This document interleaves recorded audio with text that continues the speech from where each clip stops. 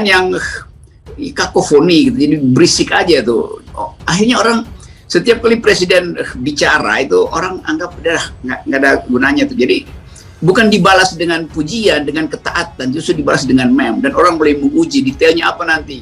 Bayangkan kekacauan, nanti Pak Luhut bingung lagi nanti kan. Ya udah nggak perlu bayangkan kerumitan itu, yang penting taati aja. Iya, tapi masalahnya orang bingung dengan perubahan istilah-istilah itu tuh.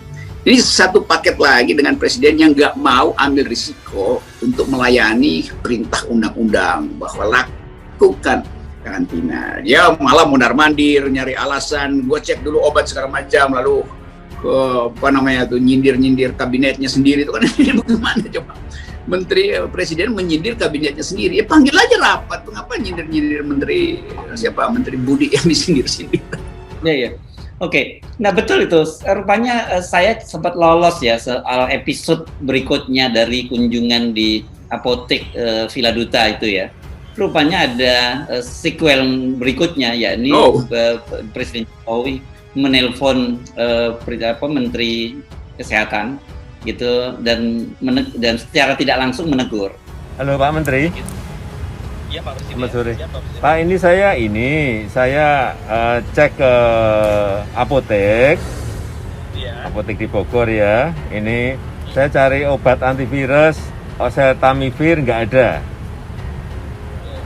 Cari lagi yang obat antivirus yang favipiravir juga nggak ada, kosong. Saya cari obat yang antibiotik, asitromicin juga nggak ada. Aku cek ya. Stok nggak ada sudah seminggu lebih.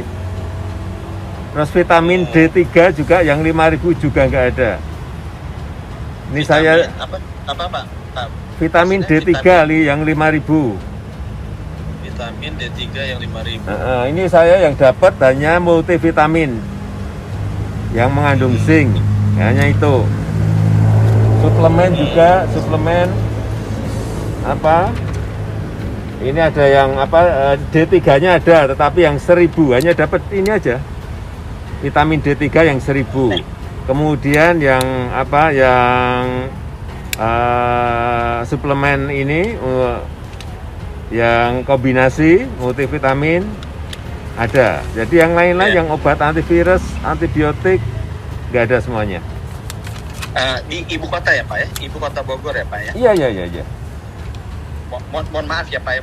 Ini apoteknya Villa Duta. Oke. Villa Duta. Karena saya ada catatan Pak Presiden, kita kan sudah ada yang online. Saya baru saja cek ya Pak ya. Misalnya untuk favipiravir di apotek Kimia Farma Tajur Baru ada 4.900. Apotek Kimia Farma Juanda 30 ada 4.300. Kimia Farma di Semplak Bogor 4.200. Jadi nanti saya double check ya, nanti ini saya kirim ke ajudan Pak. Itu ada data online yang ada di rumah sakit, dan itu bisa dilihat by kota segala macam. Untuk apoteknya Kimia Farma, Senturi, Guardia, K24. Di situ ada semuanya. Ada online, bisa dibaca oleh semua rakyat Pak. Oke, enggak, saya kesana aja, saya beli itu aja Pak, ada enggak? Boleh Pak, silakan. Nanti saya kirim ke ini Pak. Ya, oke. Pak Menkes, terima kasih. Setelah saya baca tulisannya Pak Dahlan Iskan ya tentang bagaimana menurut Pak Dahlan Iskan itu dipermalukan, Menteri Kesehatannya itu dipermalukan sendiri oleh Presiden di depan umum lagi, karena itu kan dipublikasi. Jadi pesan rupanya menurut Pak Dahlan Iskan, pesan yang sampai kepada publik, bukan pesan yang sampai, pesan yang diharapkan sampai di depan publik itu bahwa Pak Jokowi itu mengontrol semuanya dan di bawahnya nggak benar gitu, karena ternyata bagaimana obat bisa kosong. Nah ini saya agak terkejut, ini bukan gaya Pak Dahlan Iskan seperti ini, nulis dengan bahasa yang sangat keras bahwa ada, kalau saya jadi Budi Gunadi kira-kira gitu, Pak Dahlan menyatakan apa yang mesti saya lakukan karena saya dipermalukan oleh atasan sendiri dan itu seorang presiden. Nah ini kontrasnya nih. Budi Gunadi bukan pemimpin tertinggi dalam penanganan COVID. Ada Pak Luhut, ada Pak Erlangga. Jadi mestinya dia tegur dua Menko itu. Kenapa takut tegur Pak Luhut? Kenapa takut tegur Pak Erlangga? Karena dua-duanya pimpinan partai. Jokowi hanya berani pada orang yang nggak punya kekuasaan, Budi Gunadi. Padahal Budi Gunadi pelaksana teknis, dia nggak punya keputusan akhir tuh.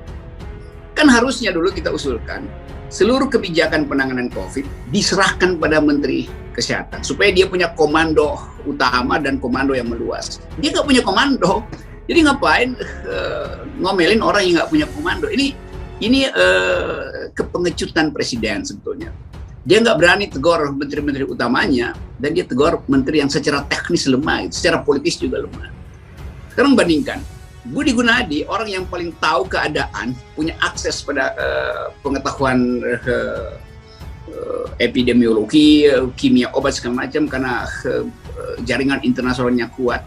Dia mengerti keadaan, tapi dia tidak punya kemampuan untuk decisiveness, karena dia tidak diberi kewenangan macam-macam. Dia tetap harus ikuti keputusan yang dibuat oleh Erick Thohir, dibuat oleh Erlangga, dibuat oleh Luhut segala macam.